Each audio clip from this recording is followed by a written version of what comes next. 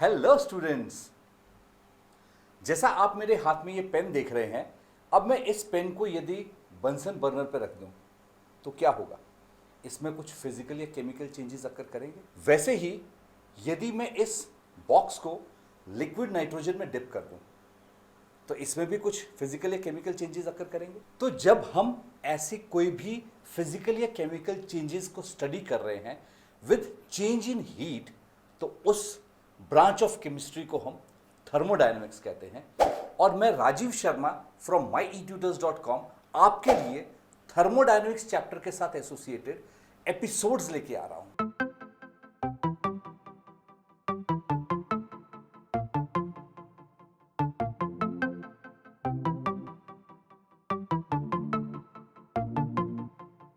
Welcome back. तो जैसा मैंने डिस्कस किया कि थर्मोडायनेमिक्स जो है उसमें हम हीट चेंजेस को स्टडी करते हैं एसोसिएटेड विद द सब्सटेंस या प्रोसेस। अब क्योंकि केमिस्ट्री जो है सारी रिएक्शंस के साथ एसोसिएटेड है, तो रिएक्शंस में क्या है, यदि हम रिएक्टेंट्स को हीट कर रहे हैं तो प्रोडक्ट्स ज़्यादा बनेंगे या कम बनेंगे, या हम हीट रिएक्टेंट्स में से रिमूव कर रहे हैं तो क्या होगा, हम रिएक्शन की एफिशिएंसी इंक्रीज करेंगे या डिक्रीज करेंगे। वैसे ही वाइस वर्सा हम सोच सकते हैं। तो जब हम इस तरह की केमिस्ट्री को स्टडी करते हैं या हम रिएक्शन में इस तरह से कंसेप्ट्स को अप्लाई करते हैं, वो ब्रांच थर्मोडायनामिक्स है and it is a very interesting branch और बहुत इंपॉर्टेंट भी है एग्जामिनेशन पॉइंट ऑफ व्यू से। तो चले क्लास में और देखें कि किस तरह से थर्मोडायनामिक्स के साथ जो बेसिक कंसेप्ट्स एसोसिएटेड हैं वो क्या है। तो चले हम स्टार्ट करते हैं, देखते हैं कि थर्मोडायनामिक्स किस तरह से उसके कुछ बेसिक कंसेप्ट्स हैं। तो सबसे पहले हम देखते हैं कि थर्मोडायनामिक्स में से को पढ़ने से हमें क्या फ़ायदा है और क्या उसकी लिमिटेशंस हैं। तो अब हम देखें कि जो थर्मोडायनामिक्स है वो हमें सबसे पहले फिजिबिलिटी ऑफ रिएक्शन प्रिडिक्ट करने में हेल्प करता है। हम थर्मोडायनेमिक्स की स्टडी के बाद हम बता सकते हैं कि ये रिएक्शन अकर करेगा तो कैसे अकर करेगा, तो फिजिबिलिटी हमें पता लगती है। दूसरी चीज है कि हमें उसका extent of reaction before equilibrium, कि जब इक्विलिब्रियम अचीव होगा, इक्विलिब्रियम पोजीशन होती है जब forward reaction is equal to backward reaction. तो रेट ऑफ फॉरवर्ड रिएक्शन और रेट ऑफ बैकवर्ड रिएक्शन जब इक्वल हो जाते हैं तो उस पोजीशन को हम इक्विलिब्रियम कहते हैं। तो थर्मोडायनेमिक्स में हमें यह पता लगता है कि इक्विलिब्रियम पोजीशन कब आएगी। जो थर्ड हमें पता लगता है कि वो बेसिकली कुछ लॉज हैं, जैसे लॉ ऑफ केमिकल इक्विलिब्रियम है या डिस्ट्रीब्यूशन लॉ है, तो उसको हमें डिड्यूस करने में हेल्प करता है। तो ये इसके तीन बहुत इंपॉर्टेंट पॉइंट्स हैं जो हम थर्मोडायनेमिक्स की स्टडी से हम आगे उसको कैरी फॉरवर्ड कर सकते हैं। अब जो थर्मोडायनेमिक्स की लिमिटेशन है, सबसे पहले ये है कि हमें रेट ऑफ रिएक्शन प्रिडिक्ट करने में ये कोई हेल्प नहीं करता। हमें ये नहीं पता लगता कि हमें फिजिबिलिटी तो पता लग जाएगी कि ये रिएक्शन फिजिबल है, मीन्स ये रिएक्शन हो सकता है, पर उस कितनी देर में होगा तो वो हमें नहीं पता लग सकता कि थर्मोडायनेमिक्स की स्टडी से कि ये रिएक्शन कितनी देर में अकर करेगा। सेकंड जो है, इसमें हम मैकेनिज्म ऑफ रिएक्शन नहीं प्रिडिक्ट कर सकते।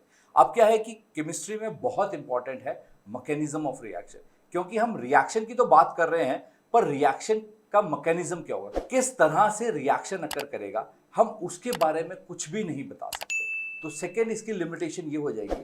थर्ड लिमिटेशन जो है वो बहुत इंपॉर्टेंट हो जाएगी कि यहाँ पे हम थर्मोडायनेमिक्स में मैक्रोस्कोपिक पार्टिकल्स के बारे में बात करते हैं, माइक्रोस्कोपिक पार्टिकल्स के बारे में बात नहीं करते। अब इसका एक एग्जांपल देखें, सपोज हम वाटर बॉईल कर रहे हैं, तो ये फिक्स है कि थर्मोडायनेमिक्स स्टडी हमें ये बता देगी कि जो टेम्परेचर, जो प्रेशर है, जो गिवन प्रेशर है, उस पर ये वाटर किस टेम्परेचर पे बॉईल होगा। तो वो हो गया मैक्रोस्कोपिक पार्टिकल, हो गया कि उसकी मैक्रोस्कोपिक कंडीशन होगी कि वाटर जो है हमेशा जैसे 1 एटमॉस्फेयर प्रेशर पे 100 डिग्री से बॉईल होगा, तो वो उसकी एक मैक्रोस्कोपिक होगी कि वाटर कोई भी हो तो वो उस टेम्परेचर पे बॉईल करेगा, पर उसके जो मॉलिक्यूल्स हैं या एटम्स हैं या उसमें जो स्पीशीज हैं वो उस 100 डिग्री टेम्परेचर पे किस तरह से बिहेव कर रही हैं, क्या उनमें चेंजेस आ रहे हैं, उसके बारे में हम डिस्कस नहीं कर सकते। तो मैक्रोस्कोपिक पार्टिकल्स के, मैक्रोस्कोपिक प्रॉपर्टीज या पार्टिकल्स के बारे में डिस्कस कर सकते हैं, पर माइक्रोस्कोपिक में हम नहीं बोलते। तो जब भी हम थर्मोडायनेमिक्स की स्टडी करते हैं तो माइक्रोस्कोपिक पार्टिकल्स के बारे में हम कुछ भी नहीं बात करते, या माइक्रोस्कोपिक जो प्रॉपर्टीज हैं उसके बारे में हम बात नहीं करते। तो ये जो है इसकी जो थर्मोडायनामिक्स की सबसे इंपॉर्टेंट लिमिटेशन हो जाएगी। तो अब हम नेक्स्ट देखें आगे और इसमें देखते हैं कि जो थर्मोडायनामिक्स की कुछ बेसिक सी जो डेफिनेशंस हैं जो हम बार बार यूज करते रहेंगे, तो हम उसको देखते हैं। तो अब हम देखें जो थर्मोडायनामिक्स चैप्टर में हम बहुत बार हमेशा बात करेंगे सिस्टम की। तो यहां सिस्टम क्या है? System is an imaginary space which is under observation. जैसे ये है इमेजिनरी स्पेस है विच इज अंडर ऑब्जर्वेशन। कुछ भी ऐसी चीज हो जाए जिसको हम ऑब्जर्व कर रहे हैं तो वो हमारे लिए जो हो जाएगी सिस्टम हो जाएगी। जैसे मैं एग्जांपल बोलूं, ये एक पेन है, सपोज अब इसको मैं हीट कर रहा हूं। अब इसको मैं हीट कर रहा हूं तो हीट करने से क्या हो रहा है, इसमें कुछ केमिकल चेंजेस या फिजिकल चेंजेस अकर कर सकते हैं। अब क्योंकि मैं इतने से स्पेस में, स्पेस मतलब 3D में, इतने से उसमें मैं इसको ऑब्जर्व कर रहा हूं, तो इसलिए मैं इसको कहूंगा कि this is system for me. वैसे ही सपोज आप जिस सिटी में रहते हैं, सपोज उस सिटी में आप ये देखें कि पिछले 10 साल में टेम्परेचर कितना चेंज हुआ है, तो वो आपके लिए वो सिटी जो हो जाएगी वो सिस्टम हो जाएगी। वैसे हम पूरे इंडिया के सिटीज को ले ले और उसमें देखें कि लास्ट 10 ईयर्स में किस तरह से टेम्परेचर में वेरिएशन आया है, तो वो हमारे लिए सिस्टम हो जाएगा। वैसे जब हम ग्लोबल वार्मिंग की बात करते हैं तो अर्थ हमारे लिए सिस्टम हो जाता है कि अर्थ हमारे लिए सिस्टम है, और हम बोल रहे हैं कि लास्ट 10 ईयर्स, 20 ईयर्स, 50 ईयर्स या 100 ईयर्स में टेम्परेचर में कितने वेरिएशन आए हैं और उससे जो एनवायरनमेंट में किस तरह से इफेक्ट हो रहा है, तो हमारे लिए अर्थ सिस्टम हो जाएगा। वैसे ही जब हम पूरे अपने सोलर सिस्टम को ले लें कि यदि सन एक्सपैंड कर रहा है तो सोलर सिस्टम में किस तरह से फर्क पड़ रहा है, तो वो हमारे लिए जो हो जाएगा, पूरा जो हमारा सोलर सिस्टम है वो सिस्टम हो जाएगा। अब जो हम सिस्टम की बात कर रहे थे, जो उसके आसपास जो भी स्पेस होगा वो सराउंडिंग हो जाएगा। स्पेस में जब भी बोलूंगा तो आपको ये ध्यान रखना पड़ेगा कि मैं 3 डायमेंशन में बात कर रहा हूं। तो इसीलिए जब हम सराउंडिंग की बात करते हैं तो surrounding is a space around system which is under consideration, और यहां पे हम स्पेसिफिकली कहते हैं कि जहां कंसिडरेबल हीट चेंज हो रहा हो। अब सपोज करो, जैसे मैं एक एग्जांपल दूं, से आप दिल्ली में रह रहे हैं और यदि से हिमाचल में कहीं पे बर्फ पड़ती है तो दिल्ली के टेम्परेचर में शायद उतना वेरिएशन नहीं आएगा जितना जो फुट हिल्स पे जो सिटीज हैं उसमें टेम्परेचर में वेरिएशन आएगा। इसीलिए जो सराउंडिंग होता है वो हमेशा हम कंसिडरेबल हीट चेंज की बात करते हैं। अब एक और एग्जांपल ले लें कि सपोज मैं यहाँ पे एक मैचस्टिक बर्न करता हूं, तो मैचस्टिक बर्न करूंगा तो उसके अराउंड से 2 सेंटीमीटर के स्पेस में जो हीट चेंज होगी, उसके अलावा बाकी पूरे रूम में हीट चेंज नहीं होगी। तो उसके लिए जो सराउंडिंग हो गया वो कंसिडरेबल 2 सेंटीमीटर या 3 सेंटीमीटर का जो एक स्फीयर बनेगा, रेडियस का जो स्फीयर बनेगा, वो उसके लिए सराउंडिंग हो जाएगा। तो कितनी कंसिडरेबल हीट चेंज हो रही है वो सराउंडिंग के ऊपर डिपेंड करेगा, उसको हम सराउंडिंग में कंसिडर करेंगे। और जो पूरा सिस्टम और सराउंडिंग जब हम एक साथ कर देंगे तो वो हो जाएगा यूनिवर्स। इसीलिए यूनिवर्स जो होता है समथिंग विच इज एंडलेस। तो हम जैसे सिस्टम को बड़ा कर देंगे तो सराउंडिंग उसके हिसाब से और उसके एडजॉइनिंग जो स्पेस आ जाएगा वो सराउंडिंग हो जाएगा, और इसीलिए यूनिवर्स को एक्सटेंड करते चले जा सकते हैं। तो universe is something which is endless. तो अब हम नेक्स्ट आगे देखते हैं टाइप्स ऑफ सिस्टम। तो सबसे फर्स्ट जो हमारे पास हो जाएगा दैट इज ओपन सिस्टम। अब ओपन सिस्टम का क्या मतलब हो जाएगा कि जो सिस्टम हम ऐसा एक सिस्टम कंसिडर कर रहे हैं जिसमें exchange of heat and mass, means heat और मास दोनों सिस्टम और सराउंडिंग के बीच में एक्सचेंज हो सकता है। तो जब भी हीट और mass between system and surrounding exchange हो सकेगा तो उसे हम ओपन सिस्टम कहेंगे। तो एक एग्जांपल के साथ देखते हैं।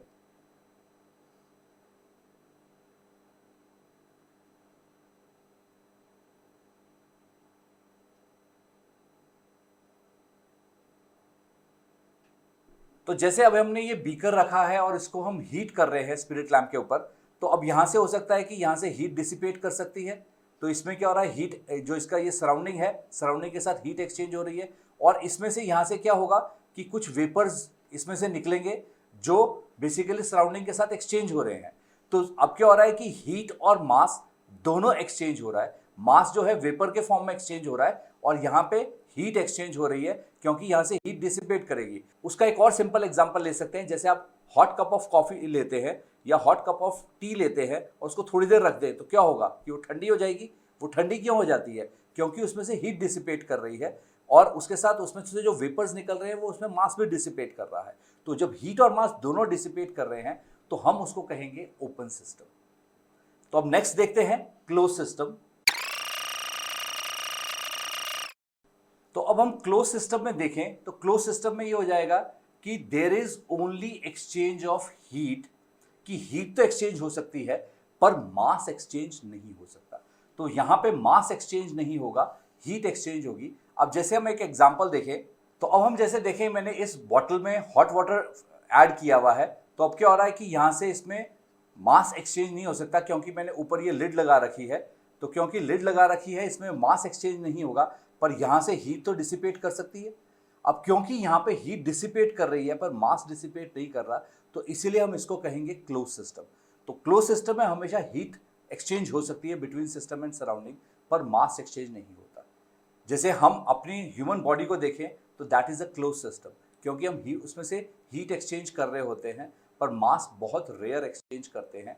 ठीक है, तो हीट हम कॉन्स्टेंटली एक्सचेंज करते रहते हैं, तो हम सॉर्ट ऑफ क्लोज सिस्टम अपने आप को कह सकते हैं। तो अब नेक्स्ट थर्ड हो जाएगा आइसोलेटेड सिस्टम। तो अब आइसोलेटेड सिस्टम क्या हो जाएगा कि जिसमें ना तो हीट एक्सचेंज होगी ना मास एक्सचेंज होगा। तो there is neither exchange of heat nor exchange of mass between system and surrounding.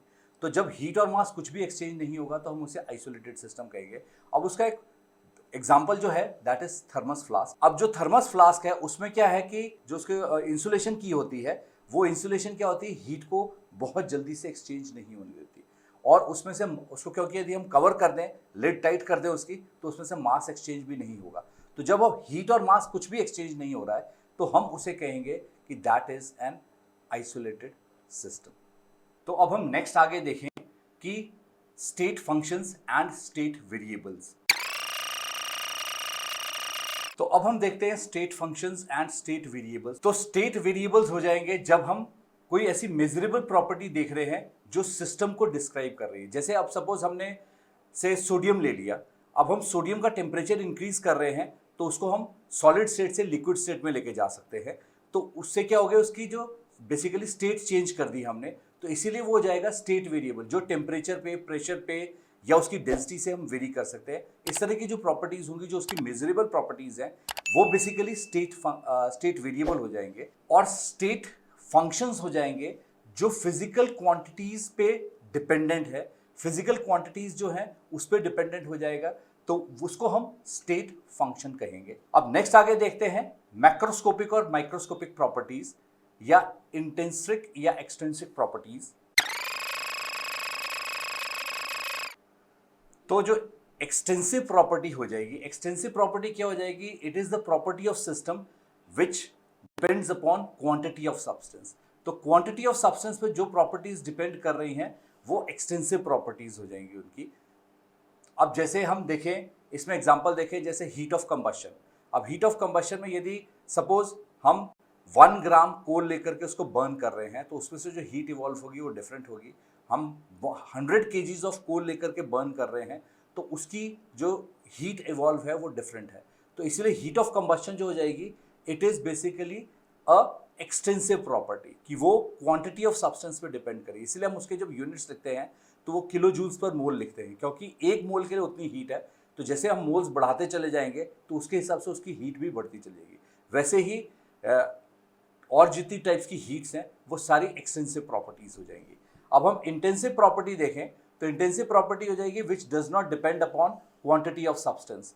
तो वो इंटेंसिव प्रॉपर्टी हो जाएगी, जैसे टेम्परेचर है, अब हम वन ड्रॉप ऑफ वाटर ले ले या 100 मॉलिक्यूल्स ऑफ वाटर ले ले, वो सारे दोनों के दोनों केसेस में वो 100 डिग्री सेंटीग्रेड पे बॉईल करेगा। वैसे उसका रिफ्रैक्टिव इंडेक्स जो है वो सेम रहेगा। तो किसी भी सब्सटेंस का जो रिफ्रैक्टिव इंडेक्स है वो उसकी क्वांटिटी पे डिपेंड नहीं कर रहा, वैसे डेंसिटी उसकी क्वांटिटी पे डिपेंड नहीं कर रही है, तो वो उसकी इंटेंसिव प्रॉपर्टीज हो जाएंगी।